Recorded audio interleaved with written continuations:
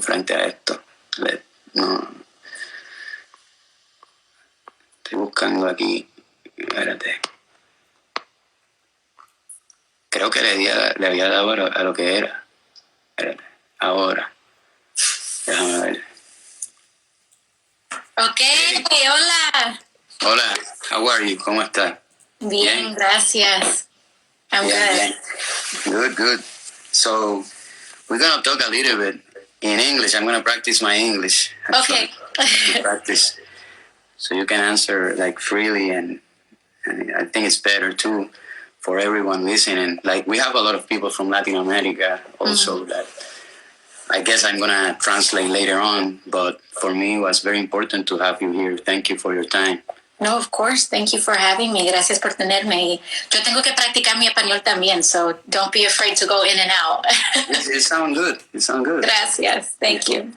So I have one question here, like the first one. This is like people that I know and people from Instagram that they made the questions. I have this one related to the coronavirus. What do you think of the situation in Puerto Rico where the federal government does not allow my country to close the airports? This week, several cases have come from New York City, people whose fever symptoms were not detected because they were taking Tylenol. Then they arrive on the island and infect more people, using up what little medical equipment we have for the people here. So, that's the question. Like, what can we do as Puerto Ricans when we can't control that? And it's really affecting us right now because at first we didn't have like too many people infected, and because of that, and we still open and people still coming and tourists still coming, and I can see them. So is there something that we can do? Yeah, no, it one of the things that we are seeing with coronavirus is that it is amplifying all the injustices that we already had.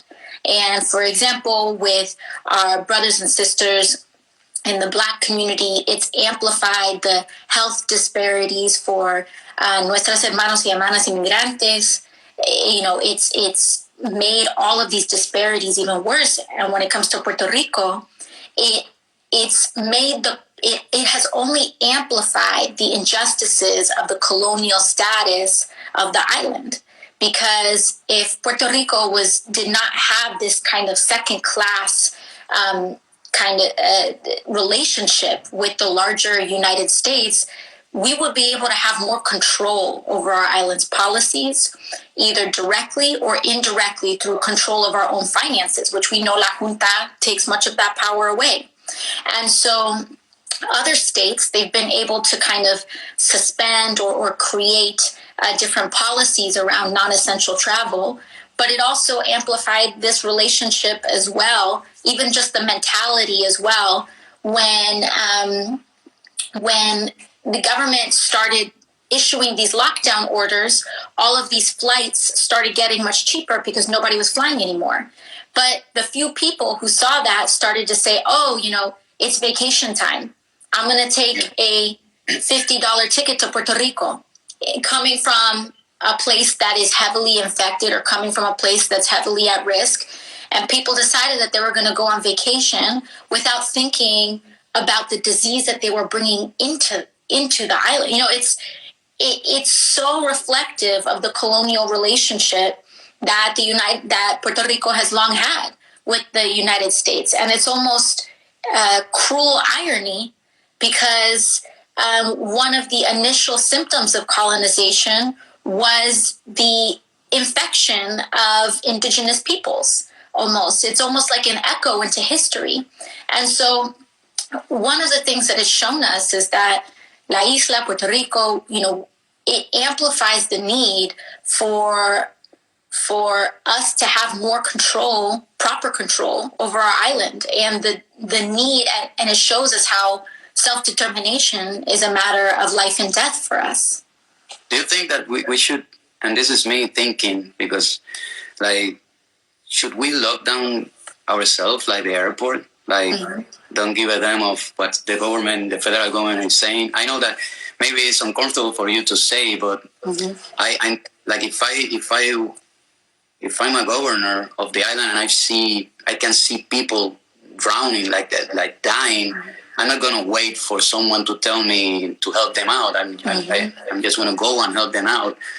Like, I think, I don't know, we should lock down the airport because we don't want any more flights, because we depend on Trump and everyone else to decide, and they're taking, like, they already took like equipment for I'm not against human beings, like they have their needs, but it's the same way Trump locked down. I think he locked down the city from the flights from Europe or something in a certain point. Sí, so sí, bueno. Ya, perdón, y también hay mucha persona que está pidiendo por español, so yo quiero tratar a traducir, and go a little bit into Spanglish a little bit. Pero la pregunta es ¿por qué no podemos, como la isla de Puerto Rico, por qué no podemos cerrar los aeropuertos? Y yo estoy de acuerdo, porque hay mucho viaje que son como no esenciales, y yo creo que, bueno, si tiene que regresar a visitar familia, si tiene que venir, si está haciendo trabajo esencial, yo creo que podemos abrir los aeropuertos, pero si personas están viajando en vacaciones o cualquier otra cosa, no deberíamos traer personas aquí a Puerto Rico, y la isla debe tener el poder de hacer eso si es necesario. Sí, de poder cerrar. Es para que la gente entienda en Latinoamérica que lo que está pasando es que no podemos cerrar los aeropuertos porque no nos dan el permiso el gobierno federal y el gobierno de Trump. Por ende, siguen llegando turistas o siguen llegando gente de ciudades que o hacen escala para no llegar directamente de Nueva York, se toman Tylenol, se les baja la fiebre y luego acá les explota el coronavirus y usan el equipo que tenemos, que no tenemos mucho equipo, el equipo es limitado ya en Puerto Rico. Sí, y todavía con el equipo, pero también el gobierno federal se trata a Puerto Rico diferente. En los otros estados no hay como un tan como like a ceiling, like a cap, con los cosas de Medicaid, pero con Puerto Rico ellos dicen, mira, aquí hay cualquier millones a gastar con Medicaid, pero cuando se gasta, eso es todo, se gasta. Y cuando personas vienen aquí y cuando se viene de vacaciones y se ponen enfermos y después ellos tienen que ir a los hospitales, personas que vienen de vacación, ellos están quitando de eso dinero de nosotros para isleños, para personas para puertorriqueños, para boricuas. Y eso también, todos esos problemas se montan y montan y montan. Sí, van creciendo aquí. Tengo algo relacionado, una pregunta relacionada a la anterior, like this one, it's kind of not the same, but like colonial policies affect health outcomes. For example, as a colony, Puerto Rico depends on the Medicaid funds. Both Puerto Rico is much lower than any other place in the U.S. except for U.S. Virgin Islands, with reimbursement arbitrarily capped at 55% versus the rest of the U.S., which is 83%. Can you help me understand why? How is that justified? This is another again. It goes back to these colonial policies. We treat the federal government and federal policies treats Puerto Rico and Puerto Ricans completely differently than they treat other states and any other American citizen. And so what that means is, so there's no real reasoning for it. There's no legitimate reason as to why we reimburse Medicaid in Puerto Rico differently than we reimburse Medicaid in the continental United States and the rest of the United States. And so really a lot of these policies, and I've seen it, I've confronted it firsthand when because we do have Puerto Ricans in Congress representing other states, Nidia Velázquez, myself, otras congresistas, pero we try to fight for the island, even given the fact that we're in New York and other places. And the response that we always get, especially from this administration, es que Trump tiene un odio a la isla que es personal. Si tiene la palabra Puerto Rico, él no quiere pasarlo y él no quiere ayudar.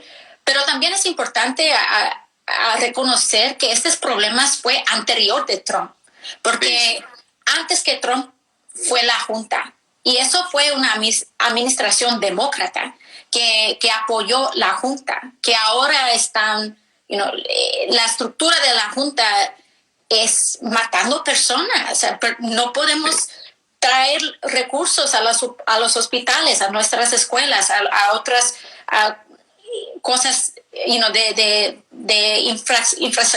infrastructure. So these are problems that are amplified by Trump. Trump is making them much worse, but they are problems that existed before Trump.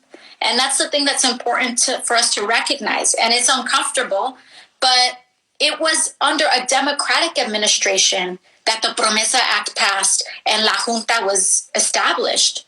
And so we need to recognize that, I believe at least, Trump is a symptom. He is not the core problem. He's one of the largest symptoms of the deeper problems of structural inequality.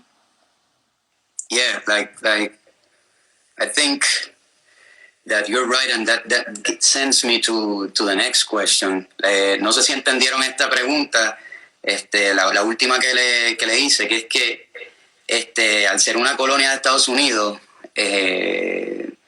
pues los fondos médicos que llegan a la isla son tan bajos, son casi la mitad más bajo de lo que le llega al resto de los estados de Estados Unidos. Uh-huh. Y excepto, dice, both places, except Virgin Islands. O sea que el 55% llega de ayuda versus un 83% que le llega a todos los demás en Estados Unidos. O sea que no estamos recibiendo tampoco la ayuda necesaria de parte del gobierno de Estados Unidos. Entonces, esta siguiente pregunta va con lo que estabas hablando. Regarding the presidential election in November, Biden is the nominee. You and I were Bernie supporters. The Democratic Party machine decided to line up behind Biden, whose neoliberal positions will be better than Trump. Anything is better than Trump, but will not create all the changes we need. Corporations and special interest groups will continue to dictate policy. So how does the party challenge the status quo with a more progressive agenda? Uh-huh. Bueno, eso es una pregunta excelente y si puede ayudarme a traducirlo, pero voy a tratar en inglés y en español. Yeah. I think one of the issues, if we're going to be honest with ourselves, which we must be honest with ourselves, is that this is not a comfortable position to be in. The fact that that these are our two options for November. For a lot of people, these are not the options that we wanted. And I think sometimes there is this, there's this kind of bad culture, sometimes in Democrats, where when the primary is over, it becomes this like, you're either with us or against us, and you're not allowed to thoughtfully engage or critique the policies that are coming. And yes. If you dare critique the nominee in any way, it's like, well, you're on Trump's side. And I think we need to have so much more nuance than that, because if you suffocate that, it will only create resentment, and we should not do that. I think we have to push, especially, como latinos tenemos un papel muy importante ahora en esta elección, porque estamos bueno, somos votantes y en estados que son muy importantes para demócratas, en Colorado, Arizona y más. Estados que puede, que podemos llevar en noviembre, pero tenemos que usar ese papel y ese poder a empujar por políticas que son para nosotros. Tenemos que empujar en temas como Puerto Rico, tenemos que empujar en temas de inmigración, en temas de trabajos, de familias trabajadores. Y podemos usar el poder que tenemos como votantes a empujar a Joe Biden, porque yo estaba trabajando y yo estaba en una conversación con activistas en Puerto Rico, en la isla, 1 o 2 días más antes, y ellos me dijo, bueno, ¿qué es la esperanza que podemos hacer más por Puerto Rico aquí en este momento en el paquete de emergencia que viene? ¿Qué es la esperanza en que podemos quitar la junta o cancelar la deuda? Y yo les dije, mira, con Trump no tenemos mucha esperanza, pero tenemos que reconocer que Biden apoyó mucho de estas políticas también y tenemos que empujar a él, pero yo creo que con Biden tenemos más, we have more room with him. Sí, más espacio. Sí, tenemos más espacio con él que tenemos con Trump. Y si mi familia es en la isla, mi familia es en Puerto Rico, mi abuelas, mis primas, primos, tías, tíos, y es un choice que tenemos, y es un choice de vida o muerte. Y ya sabemos eso con María y con Irma y con los terremotos. Sí. No, gracias. Ahí, en verdad lo dijiste bastante bien en español. Oh, gracias. Sí, está bastante claro. Para los que no saben, en Latinoamérica, Alexandria es una congresista, y para mí es de vanguardia en su mentalidad, en su pensamiento, políticamente hablando, y es de las personas que se necesitan para que el mundo se mueva hacia adelante y no vaya en retroceso, no vaya hacia atrás. Acá tengo también, déjame ver,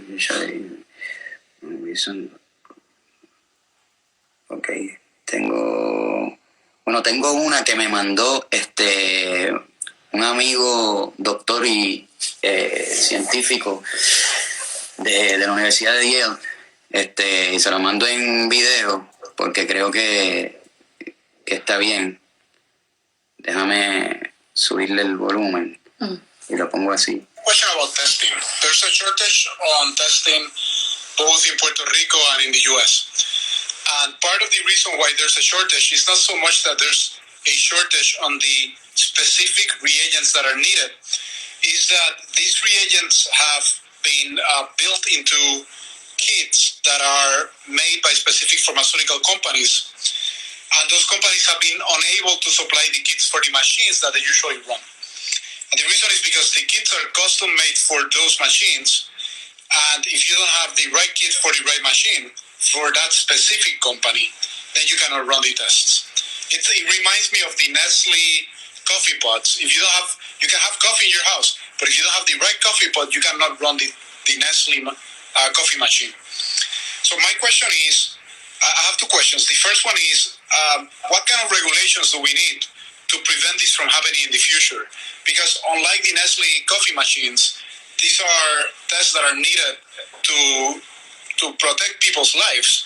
And if these pharmaceutical companies are unable to supply them because they have essentially established systems, like the printers are a good example too, like the cartridges, you can only use those cartridges for those printers. So if these machines, you can only use these specific kits, then they're limiting the ability of the world to do this type of tests. And this is quite specific to the US because other places like other countries have been able to implement the test broadly. So what kind of regulations will Congress think of for the future in case there are pandemics like this, so that this doesn't occur again? That's number one. And the second thing, for these particular companies, I'm thinking about companies like Roche, which in Puerto Rico there are about 5 labs that could be running thousands of tests for people of Puerto Rico using the Roche equipment, but the Roche company is only supplying 1 test kit a day, 1 or 2, to a single lab, limiting greatly the amount of tests that can be run in Puerto Rico. So is there any regulation in terms of how these kits that are being made by these companies are being distributed? Like, how does that add up with things like health disparities, for example? Are they sending less kits to places like Puerto Rico or the USVI or communities of colors that might then result in fewer tests and a higher incidence of both the virus and then death? Mm-hmm. Oh, you got. So yeah, that was the question from Daniel. Sorry, someone was calling me. Okay, it's okay. So this is, this is such an important issue for us to talk about because it is part of the symptom of our for-profit healthcare system. We saw even inklings of this back when Trump was talking to Germany and he wanted to develop a vaccine. And so he was in talks with other countries. But basically, when all of these things fell apart was when he said, okay, we'll get a vaccine, but only if we can have a monopoly on it. Only if we can have a monopoly so that we can own that vaccine so that it's not available to everybody, but so that we can kind of have exclusivity over it. So we could either charge a lot of money or we can pick and choose who receives it and who doesn't receive it. And if I'm not mistaken, Germany basically said no. And we had the ability to pursue a vaccine, or we had the ability to pursue treatment or novel testing, and it has repeatedly been rejected because it is not, it does not align with for-profit pharmaceutical interests.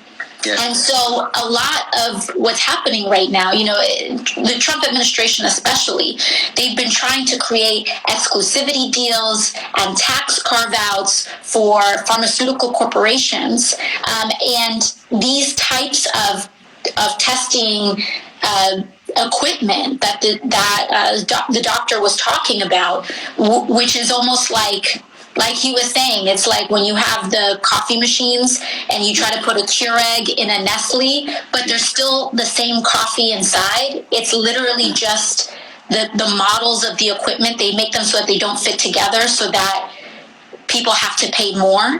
That is absolutely part of this system. And so in terms of what we can do, there are things that could be done. We could, if we wanted to, we could essentially take public ownership of certain critical essential vaccines or testing equipment, or at least make public versions of those types of equipments, where the reagents that he's talking about, we shouldn't have name brand reagents. Like, it shouldn't be like Nike coronavirus testing kits versus Adidas versus etc., which is basically how these systems are being set up. I think it should be illegal. I think it should be illegal, like when it's about health. You know what I mean? Like, if it's not a game, it's not an Apple system or Nintendo or whatever. We're talking about health, so it should be illegal to do that, to make a machine that is for making tests, and you do it in a way that you create a monopoly out of it, and I don't think it's correct, but yeah. Right, and it also raises the larger question, which is if certain life or death diseases if treatment for certain life for coronavirus should be free, because it's life and death, then why shouldn't treatment for diabetes or cancer or any other medical condition be free, at least at the point of service? And if anything, it only highlights our need for a single-payer system like Medicare for all. Perfect. Thank you. I think I have space for one more. I don't know if you know Manuel Natal. He's from Puerto Rico. So he sent a video, and I thought it was interesting, so I'm going to play it and let me see. Hola René, Manuel Natal por acá, gracias por la oportunidad y gracias a la congresista por contestarme esta pregunta. My question for Congresswoman Ocasio Cortéz is, what is the U.S. Congress doing to protect working people during this crisis? Particularly, what is the U.S. Congress doing to make sure that the money, the public funds that are being handed out to different industries and sectors, private sectors in the U.S. and in Puerto Rico, doesn't end up being used towards subsidizing layoffs in those same sectors and industries.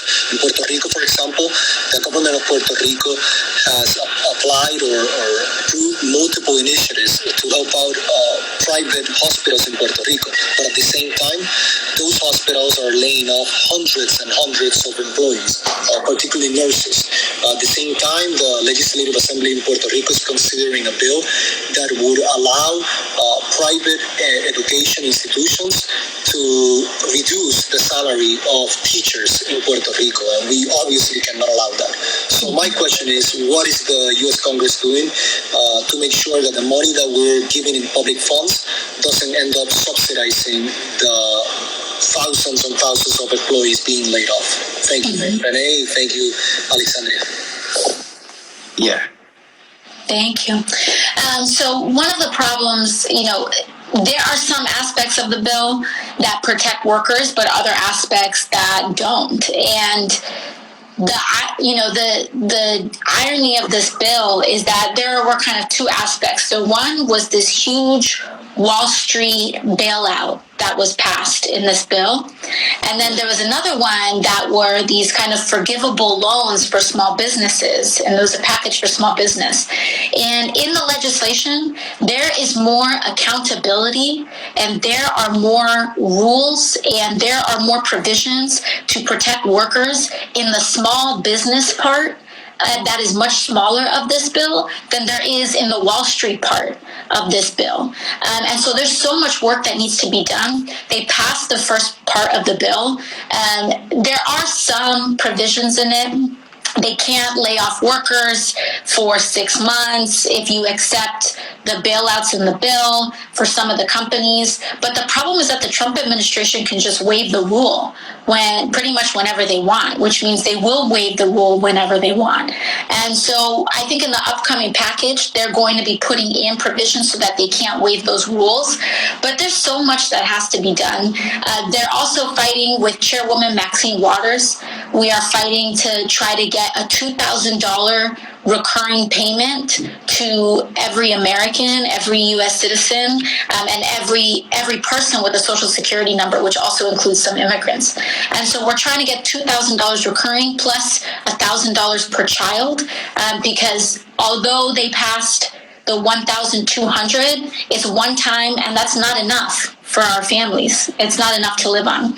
So those are the things that they're trying to work on, but we need to fight for so much more. For the places that are on lockdown, we need rent and mortgage moratoriums. We need suspensions of rent and mortgages, because we now have almost 20 million people that have filed for unemployment, almost 20 million people suddenly without a job. And we're somehow trying to tell these people that they still need to pay their rent. It's ridiculous. It's wrong. And if we don't fix it, we are looking at mass displacement in the United States, where there's far more empty homes than there are people who become homeless. And we have to make sure that we're protecting working families in all of this. Pues nada, ya no queda tiempo. Yo creo que tu español es muy bueno también. Oh, gracias. Para las respuestas, y la próxima la hacemos en español para toda la gente que está en Latinoamérica. Igual en Latinoamérica está bueno aprender otros idiomas. Y para no lucir como países que solamente aprenden un idioma, sino ser países que aprendemos diferentes idiomas, estamos abiertos a hablar tanto inglés como español y hasta chino. Creo que lo que está pasando, yo no creo en ningún sistema. A mí se me hace muy difícil, como que pienso que hay que inventarse cosas nuevas. Soy como que creo que estamos viviendo momentos distintos a hace mucho tiempo atrás y que debemos empezar a crear ideas nuevas que vayan a tono con lo que está sucediendo hoy en día. Y con eso pienso que lo que está sucediendo en el Nueva York es claro, un ejemplo vivo de hacia dónde puede ir el capitalismo, al ver que la gente que está muriendo en Nueva York son los que no tienen. Exactamente. Y los que tienen están bien y tienen la oportunidad de salvarse. Los que no tienen están muriendo. Y tantos son latinoamericanos que están de inmigrantes allá, como los afroamericanos que están allá, y las minorías. Todas las minorías son las que están sufriendo esta pandemia, pero exageradamente, y es triste. Y cuando se ve, cuando tú miras Nueva York, que es la ciudad, una de las ciudades más importantes del mundo, y ves lo que está pasando, se ve claro. Para mí es claro que no funciona el sistema y que hay que cambiarlo. Y no solo el capitalismo, yo no creo en ningún otro sistema. Pienso que hay que crear cosas nuevas. Sí. Una idea. Bueno, es una locura que aquí siempre estamos diciendo en este país que somos el país más rico, somos el país más rico, que somos el país más avanzado en el mundo, que tenemos la tecnología y no podemos garantizar el seguro médico a personas aquí en los Estados Unidos, que no damos, que una persona que trabaja en una tienda o trabaja en un trabajo regular no puede depender a ir a la hospital y tener tratamiento si no kind of bankrupt. Si no se va en bancarrota. Se tiene que ir en bancarrota. Y yo represento a una de las comunidades más impactados en los Estados Unidos. Es la 14 distrito congresional de Nueva York, de los top 10, de los 10 comunidades más impactados, 5 son en mi distrito congresional, solamente en mi parte de Nueva York, y el número 1 también es en mi distrito. Eso es en Queens, Corona, Jackson Heights, Elmhurst, y son comunidades latinos, son comunidades indocumentados, somos inmigrantes, somos afroamericanos, y también en todo eso, en nuestras comunidades, lo que yo estoy oyendo es que los pacientes que va ahí en el hospital, una de sus últimas palabras antes que tener como entubarlo, antes de entubarlo, ellos están preguntando ¿cuánto va a costar mi familia? Sí, eso, yo vi esa noticia. Sus últimas palabras. Eso no pasa en un país compasionante, eso no pasa en un país moderna, en un país en un país rica, eso pasa en un país brutal. Y este es un sistema medicamento brutal por familias trabajadores y brutal por mucho más familia. Y tenemos que cambiar este sistema porque tenemos que garantizar el medicamento, tenemos que garantizarlo.